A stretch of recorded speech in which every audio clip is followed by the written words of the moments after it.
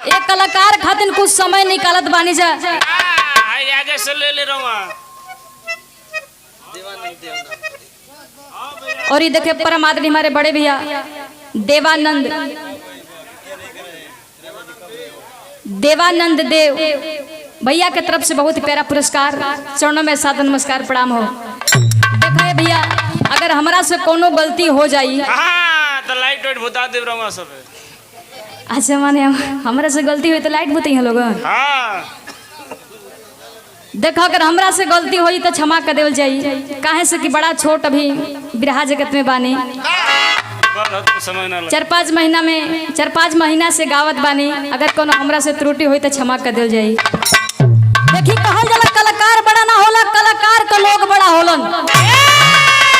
जैसे में आप लोग बानी जा कलाकार खातिर कुछ समय निकालत बानी जा, एक कलाकार का गीत सुनत बानी जा, ऐसे बड़ी यार कलाकार के का खुशी रही।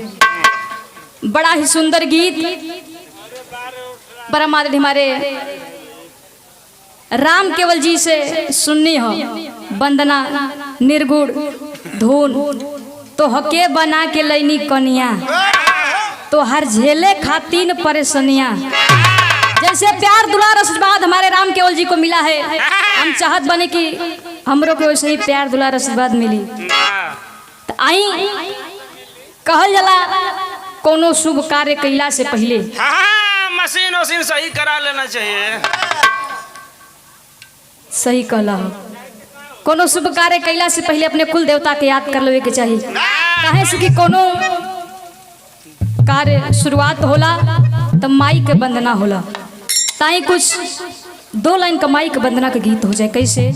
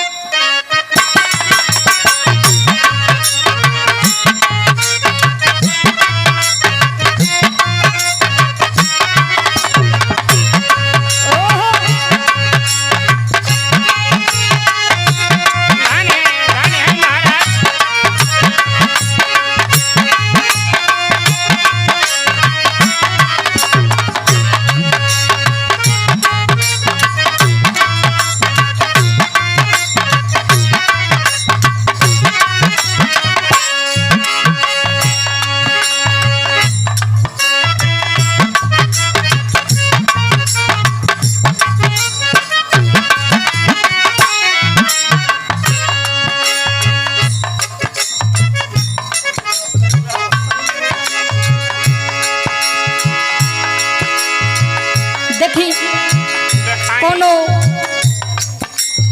मेहरारू को नवे शादी भइल बा, अपना नैहर से ससुराल आई बिया और सुहाग रात के दिने सुहाग रात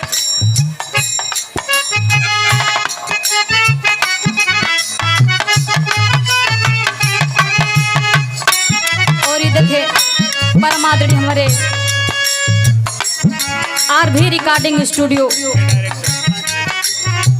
भीमपुरा नंबर 1 बागी बलिया, हमारे म्यूजिक डायरेक्टर सोनू भैया के की ओर से 101 रुपये देकर सम्मान किया गया। चरणों में साथ नमस्कार प्रणाम हो और सब भैया के प्रणाम पर लगी हो। देखिए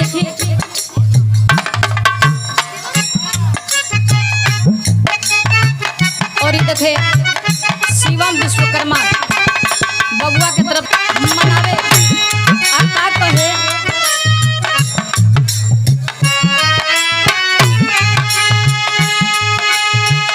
कि आज हो पहिला मिलनवा मिलल सजनी के सजनवा।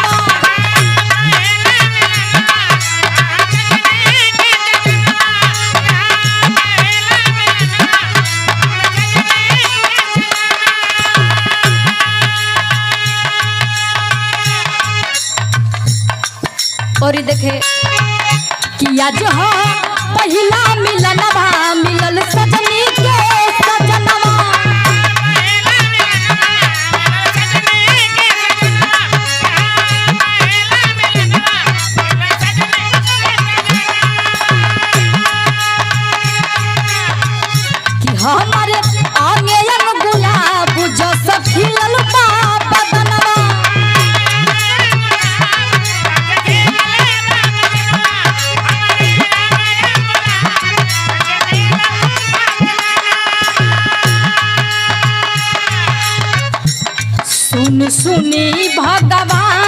जन बिहान होखे दी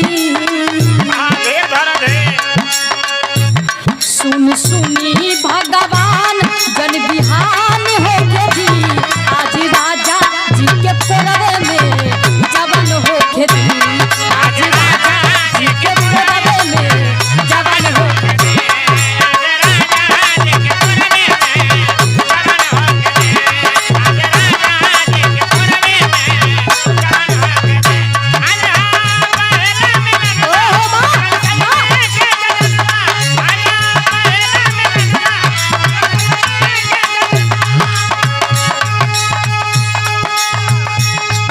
देखी माई बीड़ा वाली से फरियाद कर ले अब कौना भाव में कहत बे कि कहरी तोहरी पुकरिया ये हो शारदा मैया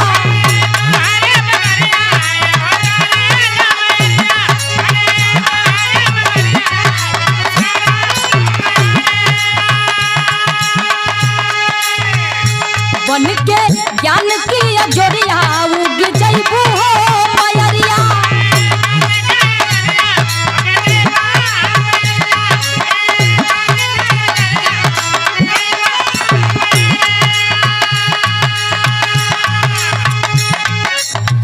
कि कहरी तोहरी पुकरिया ये हो शारदा मयरिया कि बन के ज्ञान की अजोरिया उग जइबू हो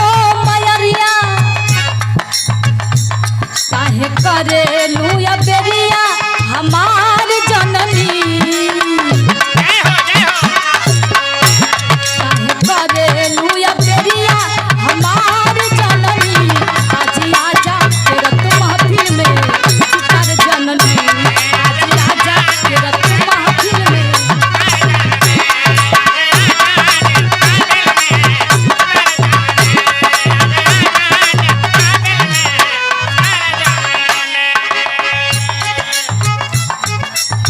लेकिन वो बेटी पहले बंद में माई बीड़ा वाली से उनका कहले भी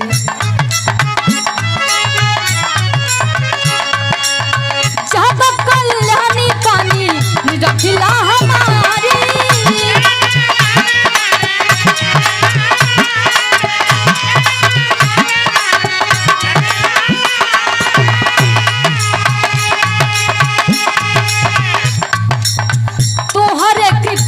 रोज रहिया निहारी तोहरे कृपा का रोज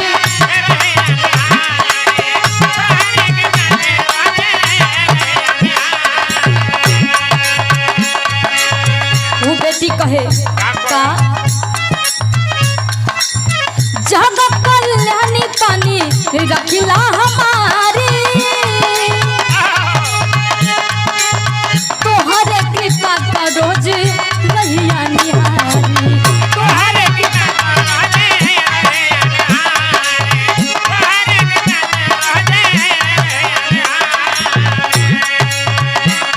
होके हंसवा पे माई हो सवार जननी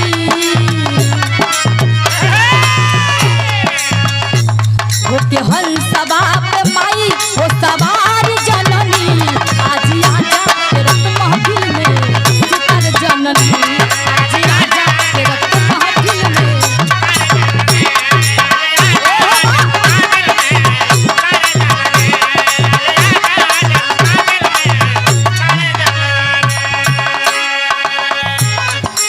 लेकिन वो बेटी अपने गुरु घराना का परिचय बताओ दे कैसे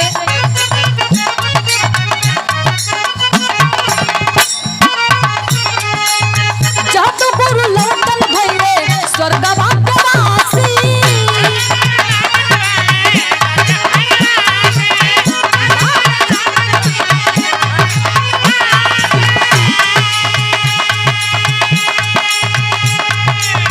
कइले प्रसिद्धन कवि छोड़ के बेलासी